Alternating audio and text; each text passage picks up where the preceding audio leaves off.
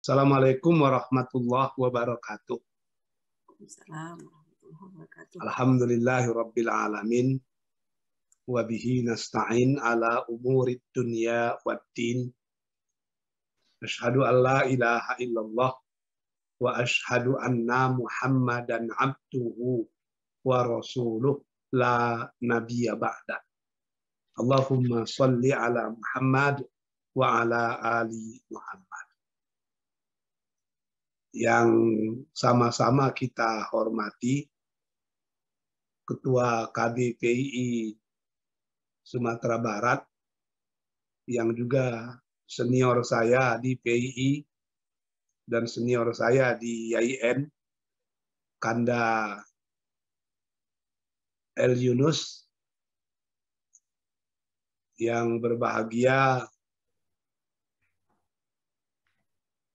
Bang Saifunir, beliau senior saya di PII dan senior lagi di Tawalib. Nampaknya banyak tokoh-tokoh di sini. Tokoh tuanya Bang Suhyar Iskandar. Ada banyaklah, bahkan Bang Subarman pun sudah turun gunung nampaknya. Kembali kita bersyukur kepada Allah. Sebab hanya karena kudrat, iradat, dan inayatnya kita masih diberi nikmat hidup. Dengan nikmat itu kita dapat bertakarrub, mengeratkan hubungan silaturahmi di antara kita. Ini yang disebut dengan jauh di badan, dekat di batin, jauh di mata, dekat di WA. Dek hari lah larui Sanjo, mungkin saya tidak akan banyak berbicara. Beberapa hari yang lalu dalam grup pimpinan wilayah Muhammadiyah se-Indonesia bersama PP, saya menemukan satu tulisan yang luar biasa bagusnya dari dua orang LC. Maksud LC di sini lulusan COVID. Yang pertama, Direktur Rumah Sakit Muhammadiyah di Sidoarjo. Yang kedua, Ketua Majelis Tabligh Muhammadiyah. Mereka berbicara tentang pengalamannya menghadapi COVID seperti yang dialami oleh saudari yang saya hormati, Najmah Sayuti. Kedua-duanya memiliki irisan yang hampir sama, sehingga PP Muhammadiyah meminta agar Muhammadiyah membuat buku panduan pencegahan COVID dan pencegahan dan pengobatan COVID berdasarkan medis dan spiritualis. Tadi Kanda kita sudah bicara tentang pendekatan medis, tapi ada pendekatan spiritualis yang luar biasa.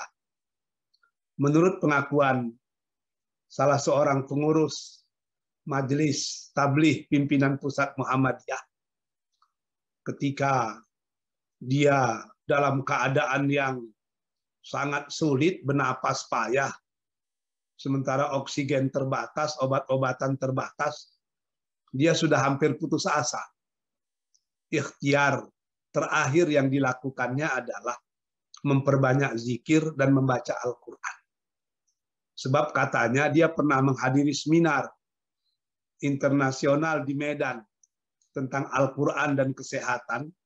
Hasil seminar itu bahwa Al-Quran jika dibaca secara benar makhrajnya, dia akan memberikan sesuatu yang luar biasa kepada tubuh manusia. Itu yang diyakininya. Lalu dalam kondisi yang serba tidak menentu itu, dicobanya berzikir, baca Al-Quran. Dan alhamdulillah, di hari yang ke-9, dia sudah dinyatakan negatif. Begitu juga yang diceritakan oleh Direktur Rumah Sakit Muhammadiyah di Sidoarjo, hampir sama. Di samping pendekatan medis, pendekatan spiritualis juga sangat penting. Saya teringat ketika masih kuliah di Kuala Lumpur. Saya terbaca satu jurnal. Jurnal itu menceritakan tentang penelitian seorang pakar penyakit jiwa di Belanda yang bernama Profesor Dr. van der Hauven. Profesor van der Hauven pada awalnya ingin menyelidiki tentang kenapa penyakit jiwa itu dari mulai yang kecil, stres, sampai yang paling berat bisa gila. Itu setiap tahun meningkat. Obat-obat konvensional, seperti yang dikatakan Kanda dokter tadi, itu terbatas. Orang sedang kumat, penyakit jiwanya itu paling disuntik dengan Valium, disuntik dengan morfin. Setelah dia sadar, diadakan wawancara, diobati, diterapi macam-macam. Tapi tidak bisa tuntas. Menurut ilmu Profesor van der Hauven, yang sudah menggeluti bidang ini lebih dari 35 tahun. Akhirnya dia berpikir, kita memerlukan pengobatan alternatif. Dan pengobatan alternatif itu banyak di timur. Dia pergi ke India. 6 bulan di India. Dia fokus mempelajari 2 hal. Yoga dan samadhi. Selepas dari India, dia pergi ke Cina. Dia fokus mempelajari Tai Chi dan Wai Tangkung. Setelah 6 bulan di India, 6 bulan di Cina, dia balik ke Belanda. Disusunnya betul penelitian itu. Akhirnya diadakanlah seminar hasil. Ketika seminar hasil diadakan, diundang dokter-dokter jiwa yang ada di Belanda, bahkan di sekitar Eropa. Diundang. Ketika seminar hasil itu dilakukan, orang tercengang. Dia menceritakan bagaimana hebatnya yoga. Dia menceritakan bagaimana hebatnya samadhi yang bisa menenangkan jiwa dan pemikiran manusia. Dia berbicara tentang Tai Chi.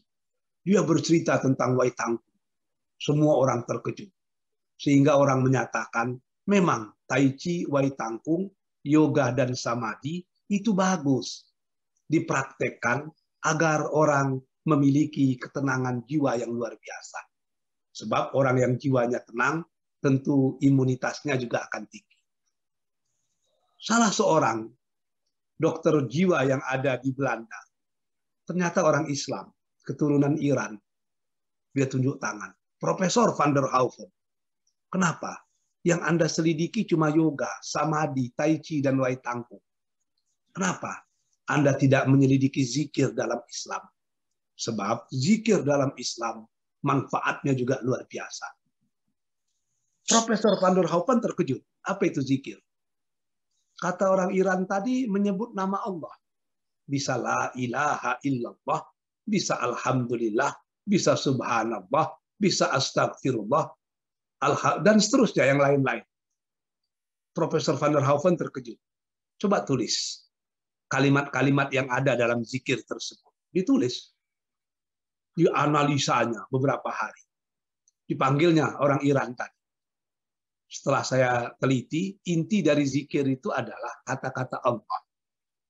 Subhana Allah. Alhamdulillah. Allahu Akbar. Astagfiru Allah. Semua pakai kata-kata Allah. Saya mau tahu apa rahasia di balik kata-kata Allah itu. Dia minta tolong. 20 orang-orang Belanda yang beragama Islam mau menjadi sukarelawan. Memperbanyak, menyebutkan nama-nama, menyebutkan kata-kata Allah dalam kehidupan mereka sehari-hari. Apa yang terjadi? Yang 20 itu mau, sebelum mengucapkan la ilaha illallah atau Allah, diadakan scanning. Dipanggil pakar patologi, pakar anatomi, pakar refleksologi, dan lain-lain. Melihat bagaimana tubuhnya sebelum mengucapkan kata-kata Allah. Lalu mereka disuruh memperbanyak mengucapkan kata-kata Allah selama 3 bulan. Sesudah 3 bulan di scanning balik. Dipanggil balik pakar patologi, pakar anatomi, pakar refleksologi. Dipanggil balik. Lalu dilihat. apa perbedaan tubuh manusia sebelum dan sesudah memperbanyak mengucapkan kata-kata Allah selama 3 bulan. Hasilnya menakjubkan. Hasil dari penelitian itu menyatakan, ketika orang menyebutkan kata-kata Allah, ada 3 huruf yang dikeluarkan dari mulutnya. Allah, huruf pertama alif, huruf yang kedua lam, dan huruf yang ketiga ha, Allah. Ketika orang menyebutkan huruf alif, Allah, a, menurut pakar refleksologi yang hadir pada waktu itu, ada getaran refleksologi dari lidah menuju otak yang fungsinya menenangkan otak. Huruf yang kedua lam, Allah, Allah. Ketika lidah berada di langit-langit, menurut pakar-pakar refleksologi yang hadir pada waktu itu, ada getaran refleksologi dari lidah menuju paru-paru yang fungsinya melapangkan saluran pernapasan. Ketika orang menyebutkan huruf ha, Allah, ha, Allah, maka ada gerakan refleksologi dari lidah menuju jantung yang fungsinya menstabilkan detak jantung. Saya tidak tahu kenapa lidah yang dijadikan ukuran. Kemarin saya jumpa dengan teman saya, Dr. Farid, pakar di bidang Tibbun Nabawi. Walaupun pendidikannya di S1-nya kedokteran di Trisakti, tapi sudah 15 tahun ini dia lebih aktif di Tibbun Nabawi daripada di dunia kedokteran modern yang sudah digelutinya selama puluhan tahun. Dia menceritakan lidah itu luar biasa. Makanya ketika orang sakit jantung, pil yang bisa menenangkan jantung itu justru diletakkan di bawah lidah. Ada sensitivitas yang luar biasa di organ lidah kita. Ketika mendengar laporan dari tim patologi, anatomi, refleksologi tentang hebatnya kalimat Allah itu, Profesor van der Hauven yang beragama Katolik terkejut. Apa katanya? Kalaulah orang Islam itu senantiasa mengucapkan kata-kata Allah, yang itu diucapkan dari lubuk hati yang paling dalam, dan diungkapkan dengan makhraj yang betul, maka otaknya tenang, paru-parunya lapang, dan jantungnya berdetak stabil. Orang seperti ini tidak akan pernah terkena penyakit jiwa. Dan orang seperti ini akan memiliki imunitas yang luar biasa. Ketika Profesor van der Hauven ngomong seperti itu, dokter yang dari Iran tadi tunjuk tangan. Profesor van der Hauven. Inilah yang dikatakan oleh Al-Quran. Ala bizikrillah tatmainnul qulub. Ketahuilah, dengan berzikir kepada Allah, jiwa akan menjadi tenang. Maka imun itu penting, tapi iman juga sangat penting. Wabillahi taufik wal hidayah. Assalamualaikum warahmatullahi wabarakatuh. Silakan Pak Saidul Amin dulu, silakan boleh. Terima kasih Nel. Yang pertama, COVID ini menyadarkan kita betapa kecilnya kita di hadapan Tuhan. Benda yang tidak nampak, tidak wujud, tapi bisa memporak-porandakan dunia. Yang kedua, vaksinnya pandemi corona ini juga menyadarkan kita betapa lemah dan rapuhnya ekonomi kita, betapa tertinggalnya sistem teknologi kesehatan kita, dan betapa kepercayaan masyarakat kepada pemimpinnya sangat lemah, sehingga orang lebih percaya apa yang disampaikan di media daripada apa yang disampaikan resmi oleh pemerintah. Sehingga ya memang harus ada kilas balik di kalangan pemerintah untuk berpikir kenapa rakyat tidak percaya dengan mereka. What is behind, kalau kata Kak Halina Mola tadi. Tapi saya bangga juga, di samping ketertinggalan ekonomi, ketertinggalan teknologi, tapi Indonesia ini punya kelebihan yang luar biasa.